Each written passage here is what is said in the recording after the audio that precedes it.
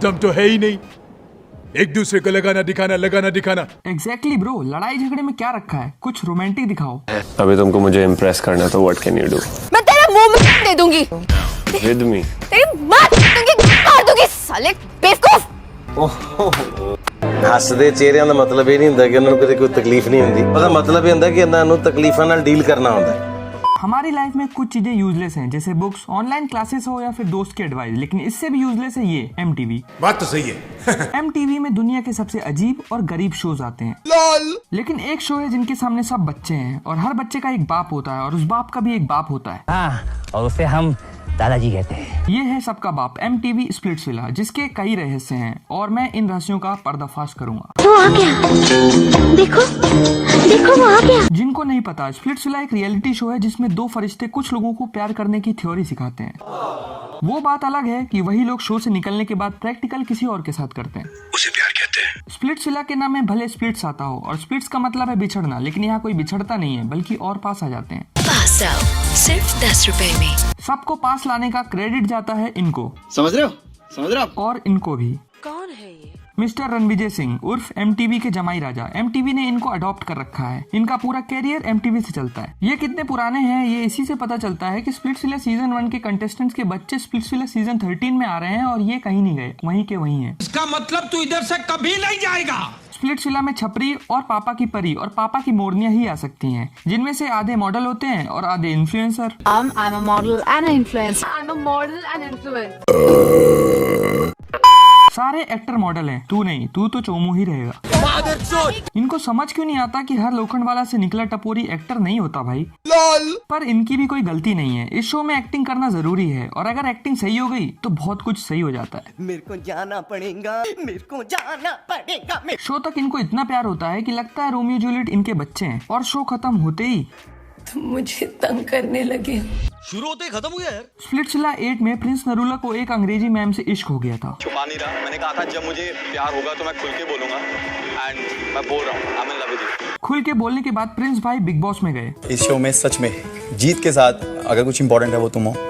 हाँ, तो स्प्लिट्सविला से बिग बॉस आते आते इम्पोर्टेंस भी बदल गई। हमारे यहाँ ऐसा ही होता है। फिर स्प्लिट्सविला 10 में ये दोनों को भी प्यार हो गया था, दिव्या और दिव्यांक। क्या बोला तूने?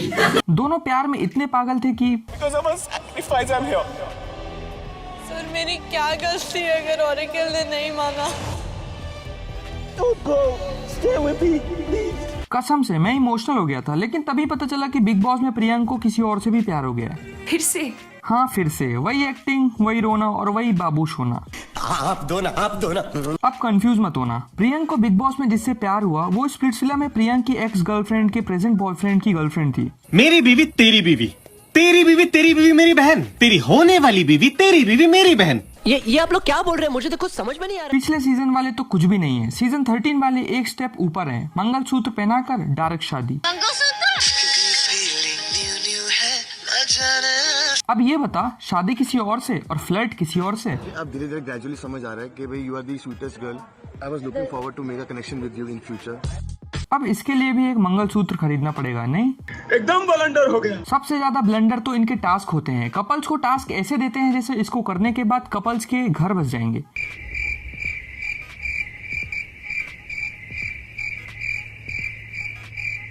ये कैसा खेल है? लड़के को दाद देनी पड़ेगी, अपनी घिसवा लेगा लेकिन मगर कचरा खेलेगा।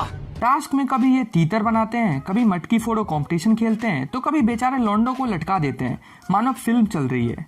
हिम्मती हर कदम अपने हाथों किस्मत लिखने आ चले। 2000 years later. स्प्लिट्सविला में आप टास्क के नाम पर कुछ भी कर सकते हो। कुछ भी? शो में ये कंटेस्टेंट को खिलौने की तरह पेश करते हैं और कंटेस्टेंट को जब बाहर निकालना होता है तो पूरी इज्जत से पंडाल में विदाई दी जाती है। इस पंडाल को ये डोम कहते हैं। कुछ भी बोलता है। स्प्लिट्सविला में एक और खिलौना है, एलेक्सा जैसे, बस साइज में थोड़ा बड़ा है, जिसको ये ओरेकल कहते हैं। पता है ये ओरेकल करता क्या है? अबे जल्दी बोल, कल सुबह पनवेल निकलना है। ये ओरेकल वो करता है जो ना बिल गेट्स कर पाए, ना एलन मस्क और ना आमिर खान। आगे बोल। ये ओरेकल दो लोगों को बताता है कि आप एक दूसरे के लायक हो या नहीं। आप दोनों एक आइडियल मैच हो। अगर आप आइडियल मैच बन गए तो आपको कोई नहीं हरा सकता, और अगर आप आइडियल मैच नहीं बने तो आप सिंपैथी लेके विनर भी बन सकते हो। मस्त प्लान है। बस बहुत हुआ, इसीलिए कभी कभी मुझे लगता है कि ये शो स्क्रिप्टेड है। और आप बिल्कुल सही हैं। अरे रुको, मेरा ये मतलब नहीं है कि ये शो पूरा ही फेक है, पर कुछ चीजें फिक्स्ड होती हैं, जैसे कौन किसके साथ रहेगा, कौन कब हंसेगा, किसको किससे प्यार होना है और कौन कब गले लगेगा, और बस विनर कौन होगा। इसके अलावा तो पूरा शो ही रियल है।